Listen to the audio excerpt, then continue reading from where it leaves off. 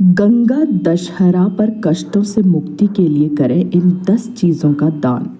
धार्मिक मान्यता है कि गंगा दशहरा पर माँ गंगा धरती पर अवतरित हुई थी। मान्यता है कि इस दिन गंगा नदी में स्नान करने से व्यक्ति को शुभ फलों की प्राप्ति होती है और जीवन में चल रही परेशानियों से छुटकारा मिलता है। इस साल गंगा दशहरा 16 जून रविवार को मनाया जाएगा।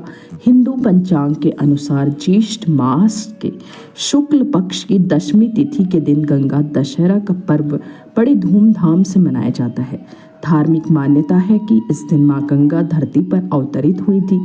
मान्यता है कि इस दिन गंगा नदी में स्नान करने से व्यक्ति को शुभ फलों की प्राप्ति होती है और जीवन में चल रही परेशानियों से छुटकारा मिलता है।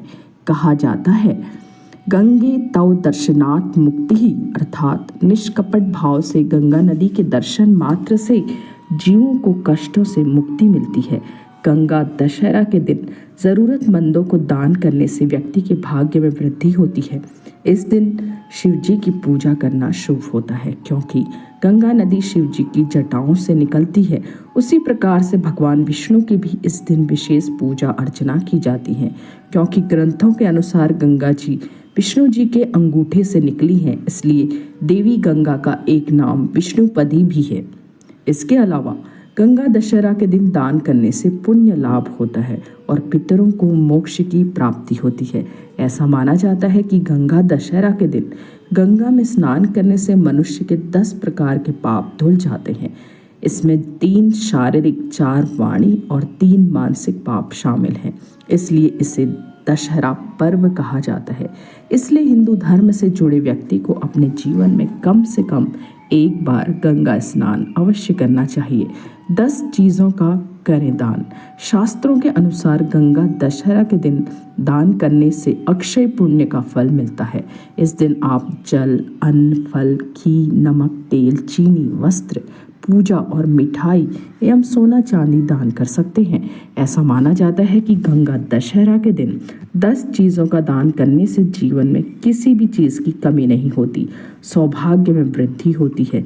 इस दिन शरबत और ठंडी चीज़ें दान करने का भी बड़ा महत्व है। इस दिन जल, मटका, पंखा, खरबूजा, तरबूज, आम और चीनी आदि भी दान में दिया जाता है। इस दिन करें ये संकल्प, गंगा हम धरती वासियों को देवलोक का महाप्रसाद है। हमारे यहाँ मृत्यु से ठीक पूर्व गंगा जल की कुछ बूंदें मुंह में पड़ जाना मोक्ष का पर्याय माना जाता है।